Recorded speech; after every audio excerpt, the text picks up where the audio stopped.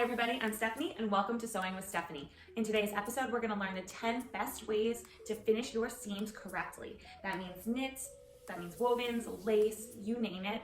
I'm going to show you the 10 best ways to finish those seams to make sure that your garments come out as professional as possible. So before we get started, please click subscribe below as well as giving me a thumbs up and a like on this video. Let's get to it.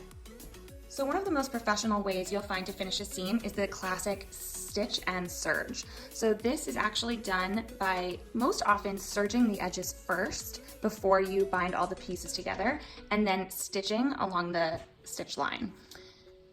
That obviously leaves a nice clean edge on the opposite side, and it's very durable. It can be done with pretty much any fabric, so that's why most of the garments that you see ready-made in stores are done this way. If you don't have a serger, one of the ways we learned in school was actually to sew your main stitch line and then sew 2 additional rows of stitching on the outside of the extra seam allowance and then trimming. I trimmed with pinking shears here. I don't recommend this one for clothing as much as I would maybe for more home goods like pillows and things like that, because if your fabric frays easily, this area can have fraying if you use cottons or other loosely woven wovens. Another way to finish your woven fabrics if you do not have a serger is actually the stitch and fold. So there's 2 ways to do it. You always sew the main stitch line first, and then you're going to iron the seam allowances over. So on this side you can see I've just sewn the seam allowance to itself, but it's nicely tucked away. Whereas on this side, it's actually sewn through the face fabric, and that can be really nice as like a decorative edging.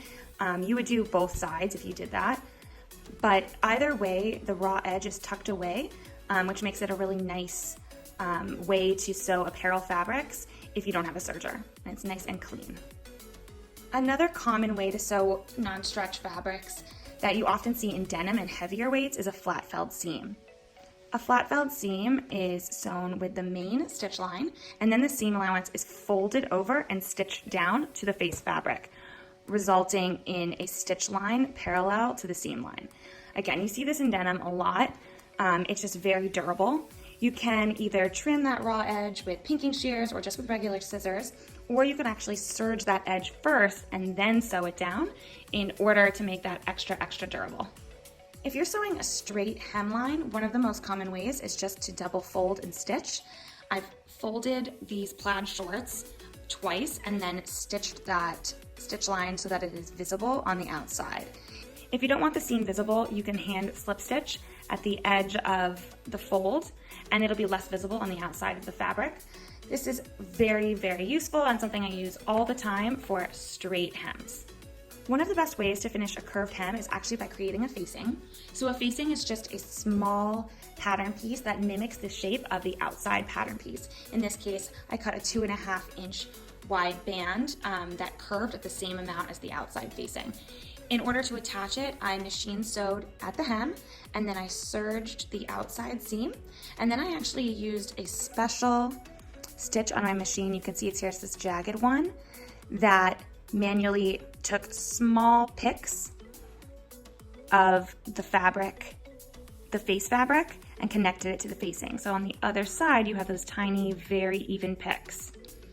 If your machine doesn't do a stitch like that, you can do it by hand. Here's another example of a very curved hemline that I've actually lined the entire shirt with and then slip stitched around the edge by hand the 2 pieces together. You can see the tiny little pick marks on the opposite side of the fabric. Oftentimes finishing these items by hand is the best way so that you don't have a big machine sewn seam on the outside of your design ruining the look. This lace top I made actually uses 2 different techniques. So the first one is a French seam, and it's very common for sheer fabrics or chiffons and things that fray easily. In order to sew a French seam, you actually sew the wrong side of the fabrics together first and then the right side, encapsulating that raw edge inside the seam. So I've done this on the sheer top, which helps create that nice kind of lightweight look with no raw edges on the inside of the seams. The other technique that's been used on this top is binding. You can use this for curved or straight edges, but it's very, very common for curved edges. I actually made this bias binding myself by cutting strips on the bias, that means 45-degree angle, and then folding them around the raw edges. Another example of binding is on this toile tee that I made. So this is a knit cotton jersey, and you'll see that a binding around the neckline is really common, and it's done very often in a lot of the shirts that you have at home. Another really common way to finish seams, and definitely great for super lightweight fabrics, is just to do a rolled hem. Again, you need a serger to do this, but it can be a really nice detail and allows you to just do one layer of fabric.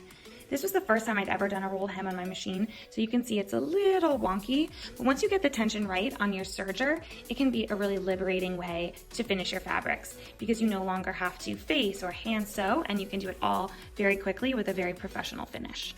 That's it. I hope you found this tutorial on the 10 best ways to finish your seams very useful. Once you know those proper ways to finish your seams, it can be less daunting to create your own patterns because now you can choose any fabric in the fabric store and know the proper way to finish those seams. And if you don't have the correct machine to do it, I provided you with multiple options to finish anything from denim to cottons to stretch materials to chiffons, laces, lightweights, and that really can open up your world to make sure that you are able to make anything. So as usual, please follow me at The Style Safari on Instagram, and thestylesafari.com is my blog. And please make sure to comment below with what you learned today, what you'd love to see in some future sewing tutorials. I love, love, love hearing from you. Thank you so much. See you soon.